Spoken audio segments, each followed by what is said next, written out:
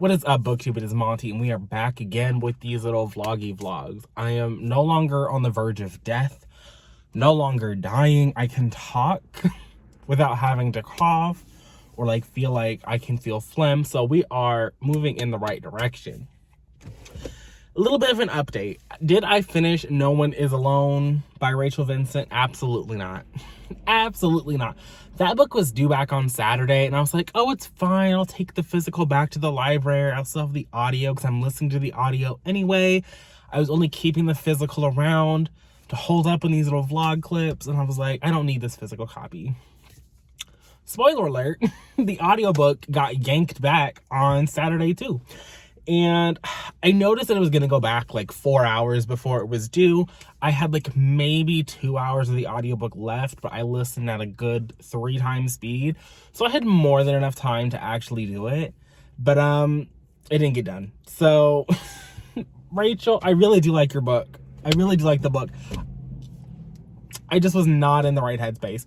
Also on Saturday, I was really trying to get as much of Anna Karenina knocked out as I could, because that's the Patreon vlog. I'm trying to be a good, Patreon person, and like I'm charging these people money, so they need to get their content. So I don't like waiting until the end of the month to get that vlog out, because I feel like it feels scammy. So I'm not trying to scam nobody. I read like 150 pages, if that, and that's very generous. I think I'm on like page like 113 or something. I am enjoying it though, but I'm not gonna say anything more than that, because why would I be charging these people $3 if I'm going to come over here for free? So there was the sick of it all. There was I'm trying to read Anna Karenina of it all. So we're late, but I haven't done any reading. You haven't missed out on anything there. So love that for y'all. As for today, what am I going to be reading today? So I have a couple of audiobooks checked out because, No One Is Alone went back. So I have She Said, which is the like Harvey Weinstein book from Jodi Cantor and Megan Twohey. It just recently got adapted by, I think, who was it? Sony? Is it Sony Pictures? Is it A24? Somebody made it into a movie. I think it's Plan B production, so Brad Pitt is behind it. So that's, I think it's like currently in theaters. It might be on streaming already, so you can watch that, I guess. But I wanted to read this when it came out, because at the time that it came out alongside Ronan Farrow's book. And I read Ronan Farrow's book, and it was a really good book. And I was like, the booktube brain rot was like, I'm going to read the Ronan Farrow book. I'm going to read the Jodi Cantor book. I'm going to, get them back to back. Except there was like a month's long hold on it. So it just never synced up. And I don't even think I made a vlog about the Ronan Farrow book. It probably got included in a wrap-up, but it was good. I enjoyed my time with it. So I do want to read She Said, and I think the audio is about 9 hours. So again, at 3 times speed, even like 2.5 times speed, depending on the narrator. I should be able to knock that out between work and making dinner tonight. I said that about No One Is Alone, and look what happened there, but I'm much more, I no longer feel like dying. When I don't feel like dying, I feel like I can do anything. So I can get this done. Also, even if it's not between work and dinner, and there's still like, I don't know, like a good 4 hours between when I get home and like midnight, there's plenty of time in that time space for me to finish the book. Like between nighttime routines, all that fun shit, I can get this book actually knocked out. I don't know. I'm trying to use that library haul I showed y'all the very first day. It's really all in here, and it's about to go back to the library unread. I've kept a couple of things that I might want to get to, but I don't know. I've been using this time that I haven't been vlogging, trying to recover, watching Top Chef, so I got caught up a little bit over there. I'm currently on season 16, which is the Kentucky season, so I got caught up over there. I've been catching up on Project Runway, so I'm all caught up over there, finished season 19. I'm excited because apparently season 20 is going to be an all-star season. Very much looking forward to that. I am sad that it's probably not going to be... It took Project Runway All-Stars over on Lifetime a couple of seasons to like really find its footing. And I know that this next season is going to like shake it up. And so I doubt Alyssa's going to be back. And even though Georgina might be married to Mr. Weinstein, I did like her critiques. And who was it? Isaac over there on All-Stars? The All-Stars, they don't need to touch it. So like, I know that Christian is going to do his thing over there, and I do like the, what they've been doing over on Bravo with Elaine and Brandon and of course Nina. But the All-Stars was such a good little formula. So I'm kind of sad that it's going to be gone and he's going to be going away with, but I'm looking forward to the new season coming next year probably. So I've been catching up on that.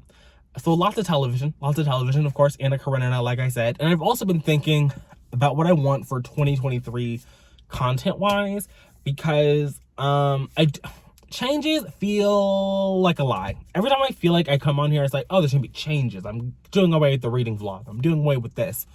That doesn't happen. I've told y'all the reading vlog has fucked up reading for how many months now? And every other month you get what? You get a reading vlog. So I don't know. But I do want to make some changes in 2023. I just don't really know if like I'll be able to walk the walk and talk the talk. So we'll see.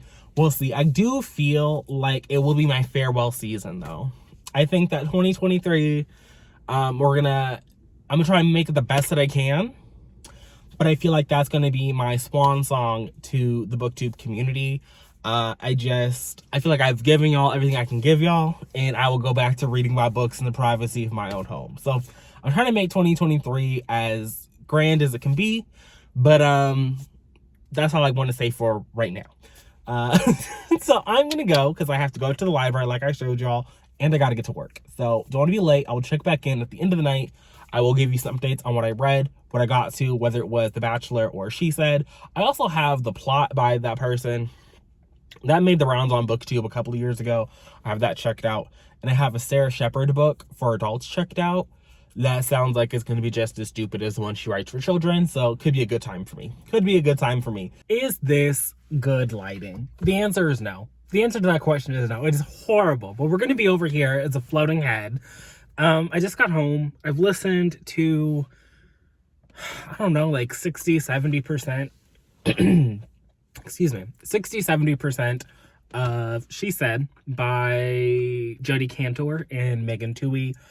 And it's very different than the Ronan Farrow book, which I think I gave the wrong title for, if I gave a title, Catch and Kill, which was like very narrowly tailored to the Harvey Weinstein story.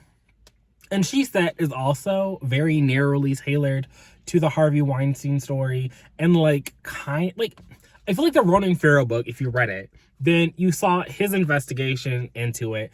And also the New Yorker in like the 90s, the early 2000s, they had like tried to run a story, and that's mentioned here in She Said. But it was very focused over there, you know? It was very focused on, obviously, Ronan's situation.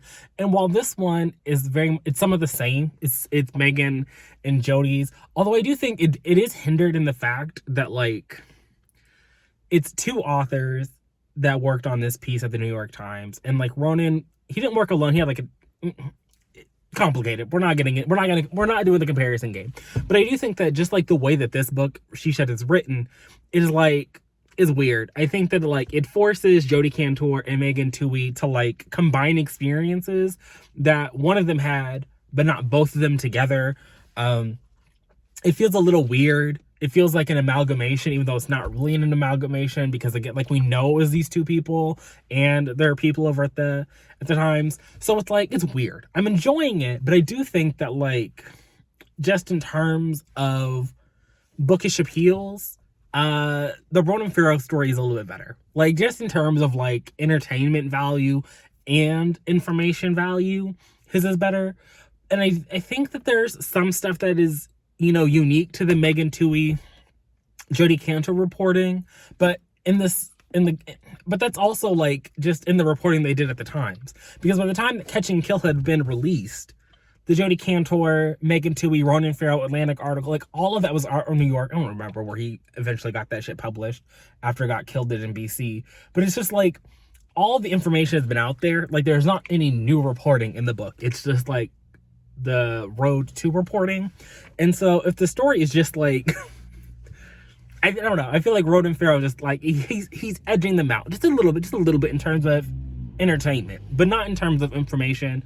There's still some information here that I think is different and is being presented in a unique way, and I will finish it. Am I going to finish it tonight? I don't know. I don't know. I'm gonna listen to it while I have my dinner. I have some fruit, I have some soup. So I'm gonna eat my fruit and my soup. And I will do, you know, a proper wrap up where you can see me. But I did want to pop in and say that I did do some reading today. So putting that in the win column, because I honestly didn't think I was going to. Didn't think it was going to happen. I thought I was going to come back and be like, I had the best of intentions. But I did have good intentions, and I did do some reading. So I'm going to go, and I will check back in after my shower, after all that, later on this evening. Let's wrap this up, because I played a little Pokemon Violet. I finished She Said by Jodi Cantor and Megan Twohey, and I didn't like it. I feel like if I hadn't read Catch and Kill, maybe I would have appreciated this. And even if I hadn't, I feel like the book isn't enough. I don't think it's enough of Jodi and Megan investigating. I don't think it's enough of them reflecting on this time. I think that the end of this book goes in so many different directions and really does try and touch on like everything that spun out of a Harvey Weinstein. Like we brush on a Leslie Moonves, which was another Roman piece and had nothing to do with them. They touch on a Louis C.K., which I understand this book came out in 2019, but even in this book, Louis C.K. is like uncanceled and is doing comedy shows. And now in 2022, the man is nominated for Best Comedy Grammy. So like, what did the movement really accomplish here? It brushes on Bill Cosby. There's like a good hour and a half-ish dedicated to Christine Blasey Ford testifying against Mr. Kavanaugh, Mr. I like beer, I drink beer fame. So, yeah, overall this was not a good time. Even, again, like I'm sure like the initial reporting is good. The initial reporting, solid journalism, you know, thank you to them. But, oh God, I can feel this in my eyes. But as for like what it actually, like the book that they put out, not a good book.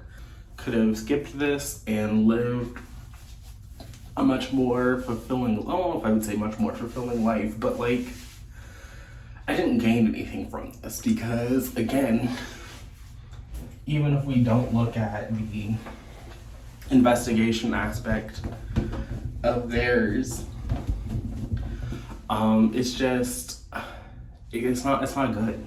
It's not bad, it's just not good. So I hate that for me personally. Do I think that other people should read this? Sure. Go ahead. It's easily readable. The audiobook was fine. Again, I really hate to keep comparing it to Catch and Kill, but I do think Catch and Kill is a better audiobook.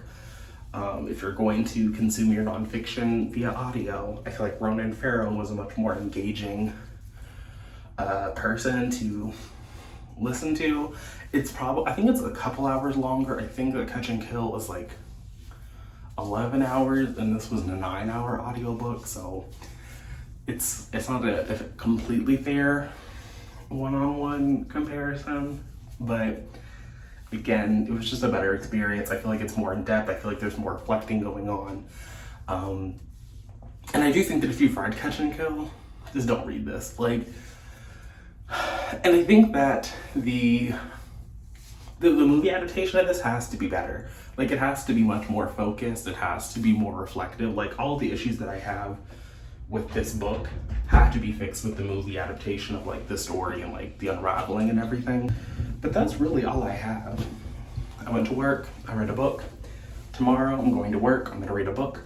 So I'll check in with you then. But as for today, at 21:34, that's all I got for you. I wish I could have ended this day on a higher note, but I didn't. And so this is what I got, sadly. I think tomorrow I'm gonna go back to novels, but for right now, I'm gonna brush my teeth and call it a day. and I'll see you in the morning.